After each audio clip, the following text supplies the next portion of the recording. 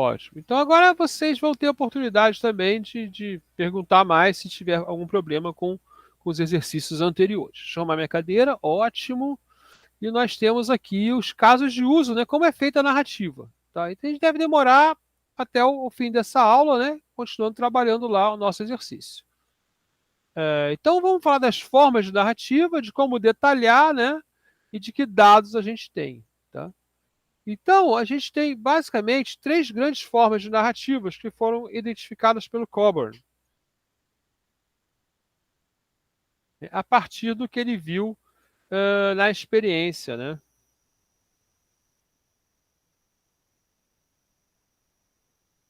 Esse livro é muito bom, tá?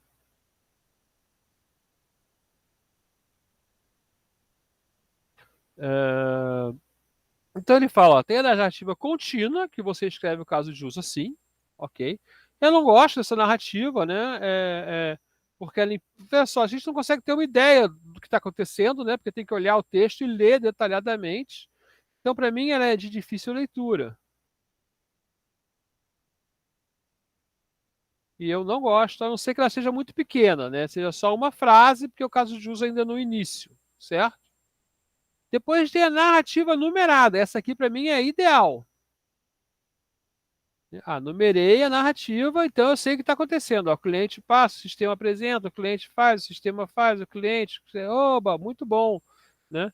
Eu tenho aqui as coisas como devia ter. Eu devia até trazer meu exemplo aqui, né? Vou corrigir aqui para ter meu exemplo, aquele exemplo que eu gosto mais, né?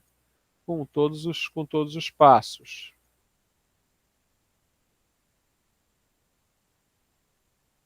Então, eu vou botar aqui o cliente pega dinheiro.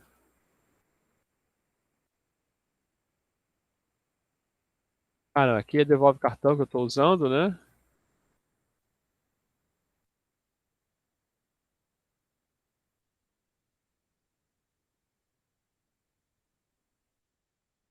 Ok. E aí a gente tem outra, né, essa descrição numerada, ou a descrição contínua, elas podem ser essenciais. Essenciais é o seguinte, sem tecnologia.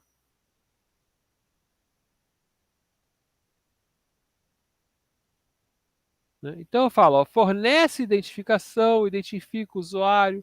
Aqui supõe um computador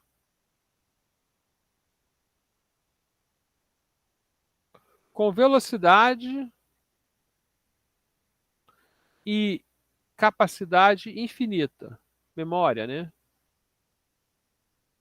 Perfeito. Né? Podem ter erros no sistema, mas o computador também que não erra nunca. Um sistema que nunca erra. Não quer dizer que o usuário não erre, tá? Por exemplo, erre a senha. Não, pode. O usuário pode errar.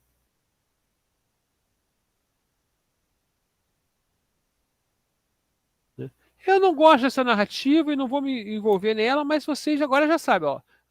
Existe uma coisa que chama caso de uso essencial. E basicamente ele não envolve nada tecnológico. Então não envolve cartão, né? Não envolve digitar. Né? A gente trabalha com esses conceitos, tá? Então quem tiver mais interesse vai ter que ler isso em outro livro. Acho que o Coburn também fala disso, tá?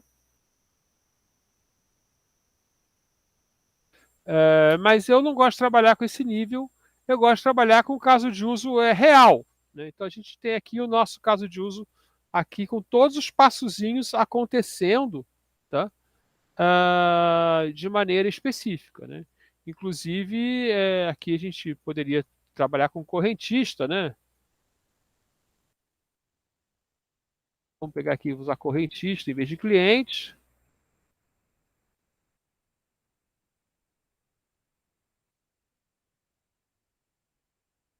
Aqui a gente vai botar o caixa eletrônico, né? Vou botar aqui ATM em vez de ser sistema.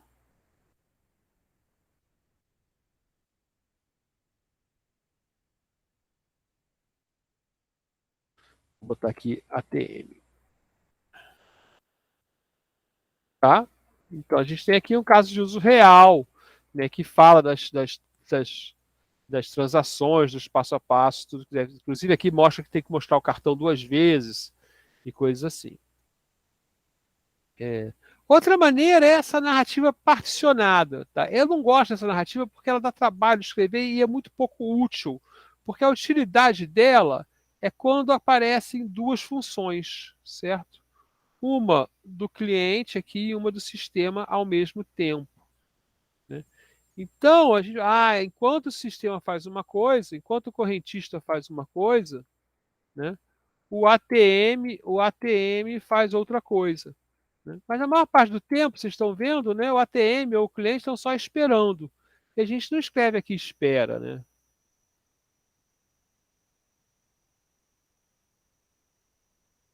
A gente não escreve espera aqui, certo? Então, eu não gosto dessa narrativa também, né? O Clauber também não gosta, favorece, todos nós favorecemos. Basicamente, a narrativa padrão no mundo todo é essa aqui, mas um sistema de tempo real, por exemplo, que tem muita contagem de tempo, ele pode se favorecer desse tipo de narrativa, né? Porque vai ter muitas coisas desse tipo aqui. Né?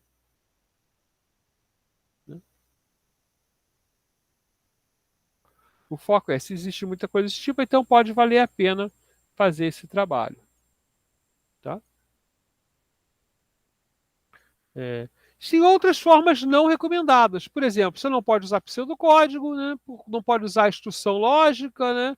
E não devia também usar diagramas UML. Por quê? Porque essas coisas são difíceis de o cliente ler. Então, algumas vezes, por exemplo, depois que a gente combina o caso de uso, né? As pessoas escrevem diagramas UML aí, porque tem a lógica interna, né? Faz um diagrama UML de todos os cenários, mas não é para a gente conversar com o cliente, né? É um passo adicional para a documentação, para pensar o código. Né? Então, a gente não deve usar nada disso. Tá? Porque o nosso caso é conversar com o cliente. O cliente, também, isso aqui também é mais difícil do cliente entender. Agora, esse passo a passo aqui, o cliente entende bem. Né? Você pode ir conversando com ele, né? E agora, a gente faz isso, faz isso. E onde pode ter erro? Ó, pode ter erro aqui, né? Ó, o ATM, o cara avisa qual é a quantia, né? Pode ter erro aqui, né? Qual é o erro? O erro é não ter o dinheiro.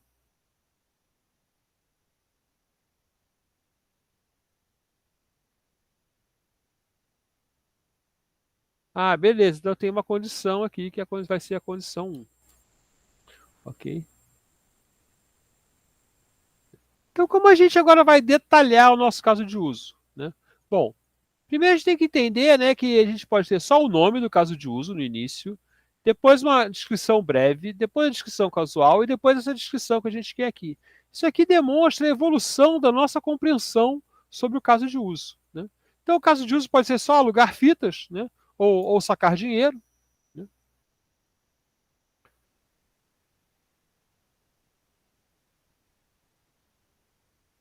Né? Pode ser isso aqui, ó, o cliente solicita a locação de algumas fitas, após identificar que fitas ele pode levar, ciente do prazo de evolução e do valor a ser pago. Ok, uma descrição rápida que a gente vai ter do que acontece no negócio, né? E a gente vai especificando mais, né, até o ponto que a gente fica com o caso de uso expandido, já como a gente quer, né, na notação numerada. Né? Então, isso é para entender, né, que você não precisa ter o caso de uso perfeito no começo do sistema. Né? Você pode ir descrevendo até o ponto que você vai chegar nisso aqui. Tá?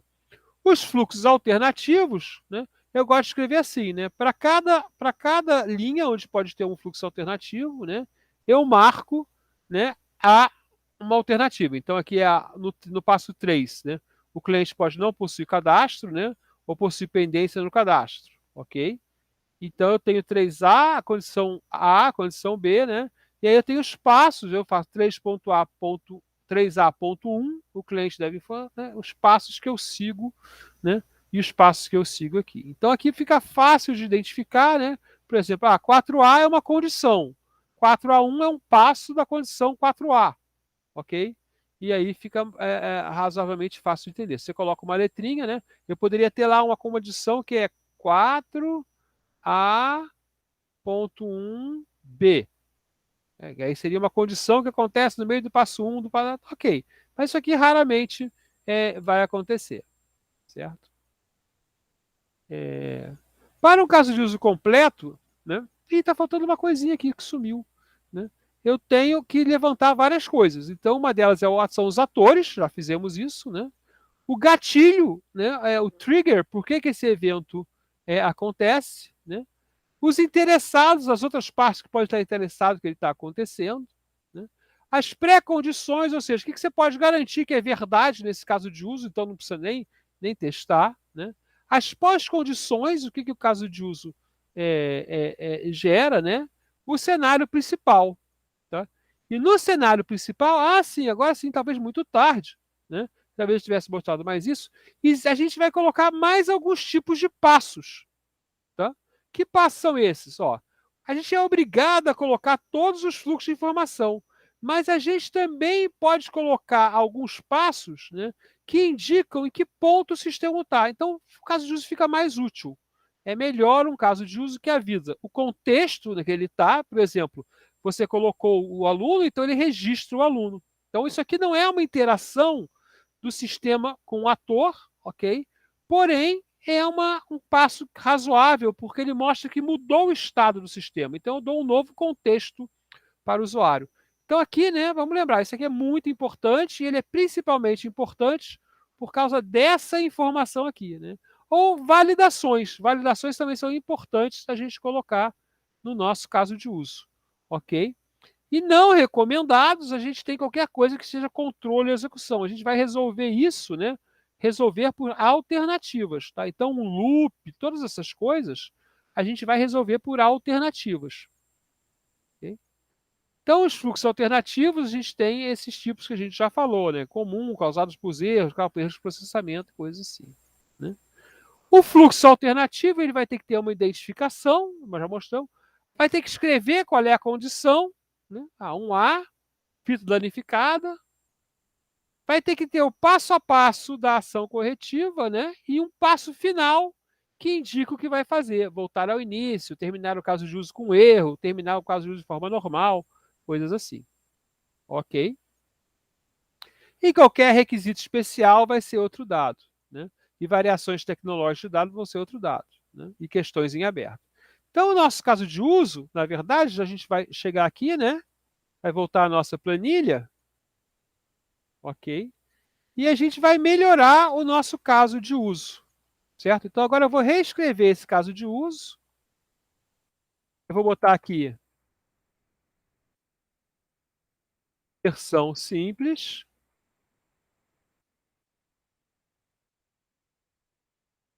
E agora eu vou botar aqui versão melhorada. O que eu vou dizer? Ó, professor ativa a pergunta. A pergunta que livro vai ser emprestado. Professor informa livro. Né? Então, aqui eu vou até mudar aqui, né? Porque eu vou querer. Né? Então, agora aqui eu vou avisar. Ó.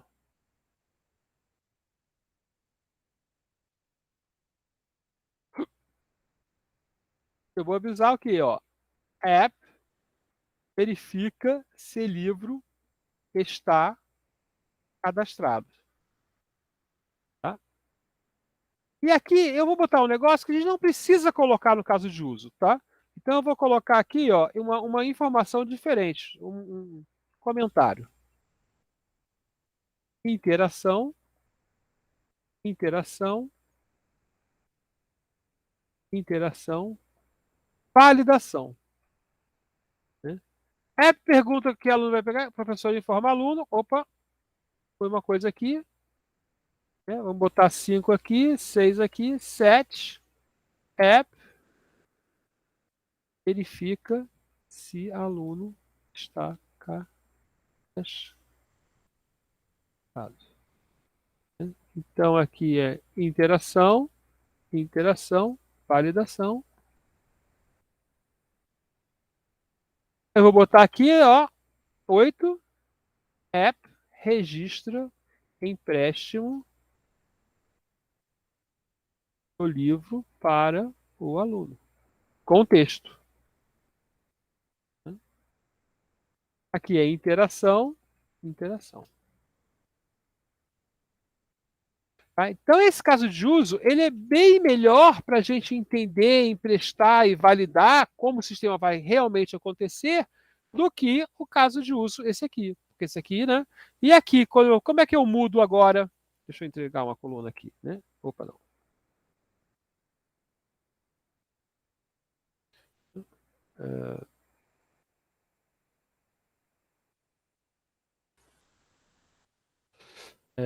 Aqui, né? Vou copiar isso aqui para cá. Ah, para cá mesmo, né? Opa, não. Vou copiar para cá. E aqui o que aconteceu? Já as minhas validações, né? Eu vou mudar aqui, então isso aqui é no passo 4. A outra validação é no passo 7, né? E a outra validação passou para o passo 9, né? Correção das alternativas.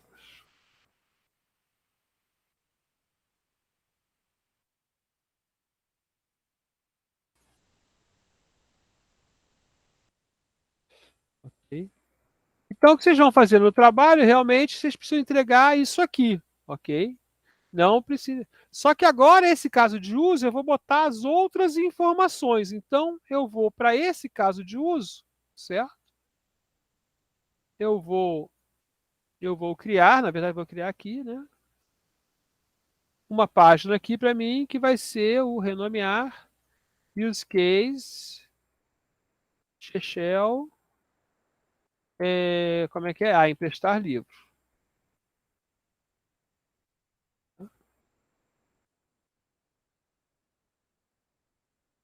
A gente vai lá. Inclusive, eu vou começar, né? Eu vou começar aqui olhando tudo que eu preciso ter. Ok. Então, começo com atores. Então, vamos botar aqui, ó, caso de uso, emprestar livros. Atores. É professor e aluno. Interessados. Interessados, professor e aluno também. Geralmente vai ser igual. Qual é as condições? Não há pré-condições nesse nosso caso. Não há. Pós-condições. Registro do fato que um livro foi emprestado para um aluno. Registro que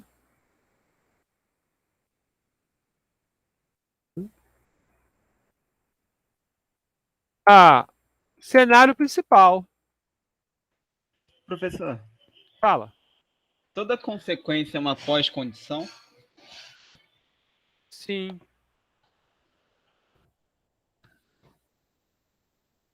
Acho que sim. Consequência é uma palavra genérica, né? É o que eu quero. Aliás, pós-condições em caso de sucesso, né?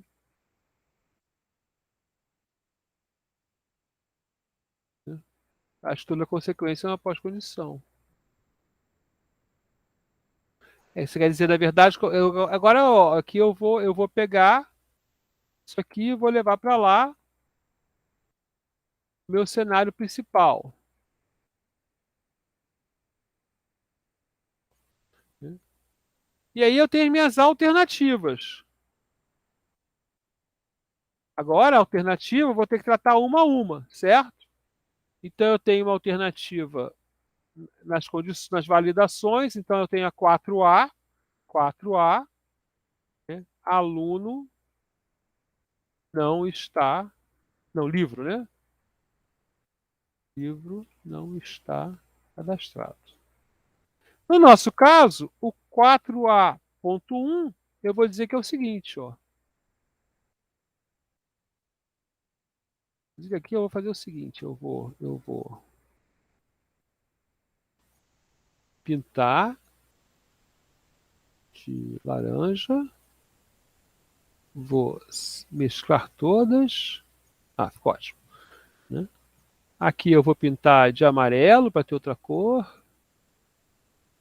O livro não está cadastrado. Eu vou ficar aqui, eu vou botar aqui, ó, chamar, cadastrar livro 4A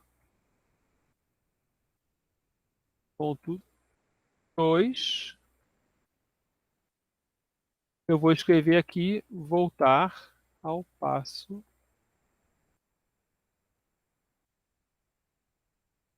Agora vai seguir para o passo 5, certo? Agora o outro aqui é a 7A. Aluno não está cadastrado. Vou copiar aqui direto, ó. Chamar, cadastrar aluno, seguir para o passo 8. 7A.1, 7A.2. E o nosso último caso é o 9A. SMS não funciona.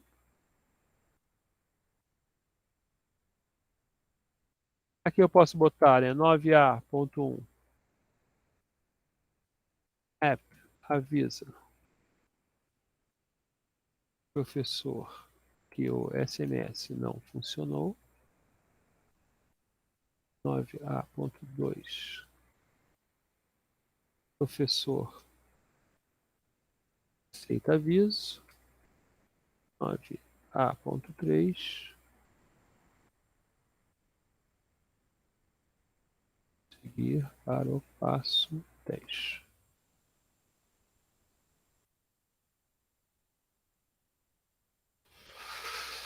Ok, e aí a gente segue aqui, né? Tem algumas outras informações, né? A gente já tem agora os fluxos alternativos, não tem nenhum requisito especial.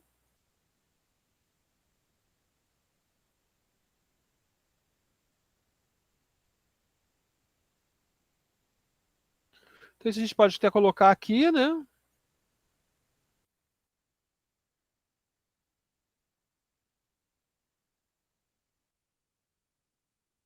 Requisito especial. Não há.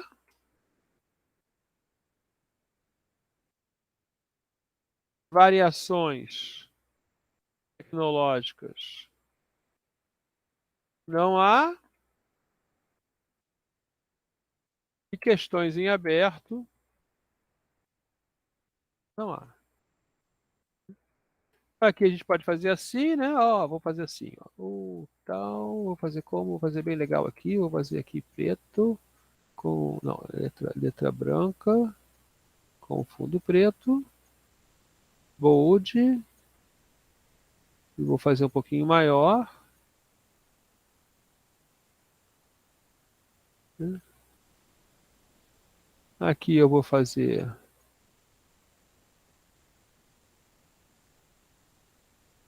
Não, não ficou bom não. Vou fazer como aqui? Eu vou fazer.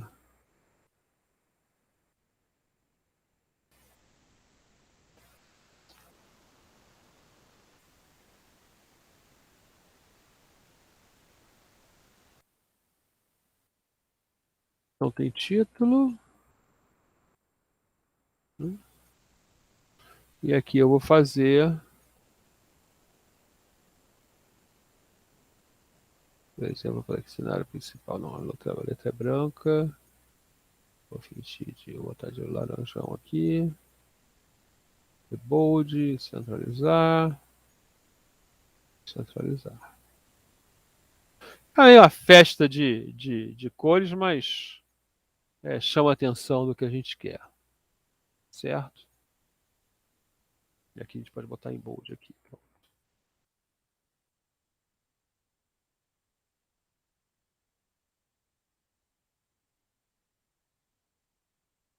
Pode ter aqui outra questão que é garantias. não altera a lista de empréstimos em caso de falha. Né? Garantias são em caso de falha. Então a gente tem aqui o nosso caso de uso, né? Descrito. Vamos mudar a cor daqui desse negócio aqui para uma cor mais parecida com esse laranja aqui. Vou botar aqui assim, isso.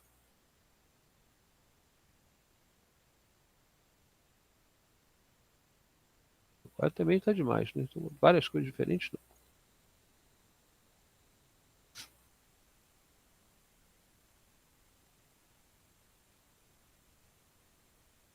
Esqueci qual que eu apertei. Ah, foi essa.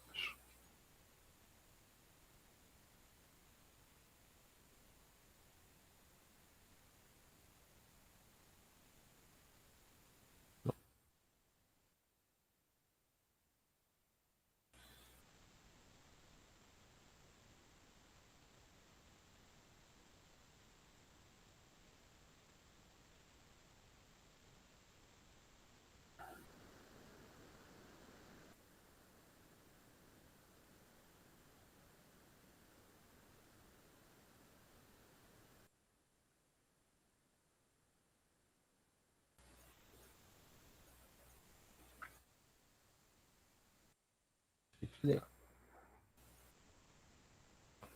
Que cor é essa? Ah, não sei qual é a cor. Impressionante. Ah, tá aqui. Essa aqui.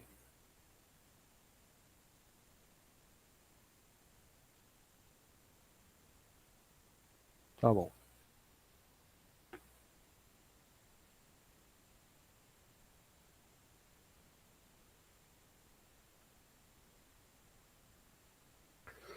Ok, então aqui eu tenho um caso de uso razoavelmente descrito, né? Provavelmente pode ser melhorado um pouco, né?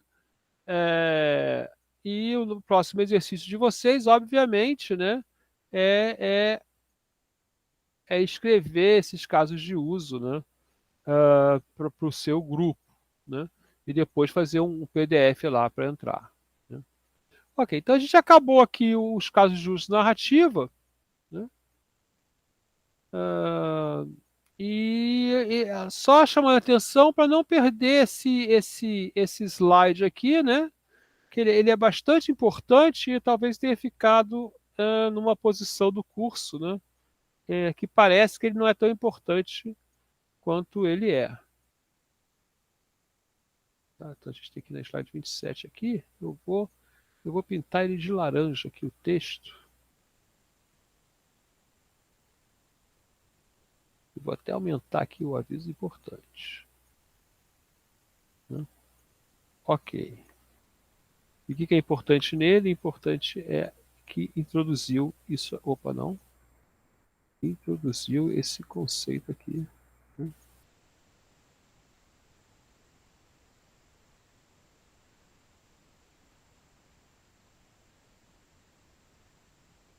Beleza. Então aqui é bastante importante esses novos passos que a gente colocou. Certo?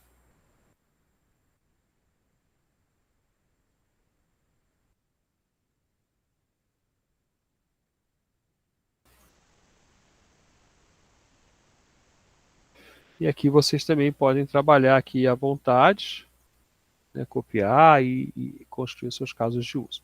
Então, o trabalho dessa planilha aqui vocês podem copiar essa planilha para vocês, fazer outras, tá? Porque vocês vão entregar o trabalho em PDF, né? Com essas matrizes aí, né? Mas, ó, tem uns casos de outro, beleza. Ah, muito bom. Né? Essa planilha aqui, esse aqui o grupo já começou aqui, né? E aí vocês vão poder, ó, o grupo 18 também já começou, né? E vocês vão poder fazer o trabalho aí. Né?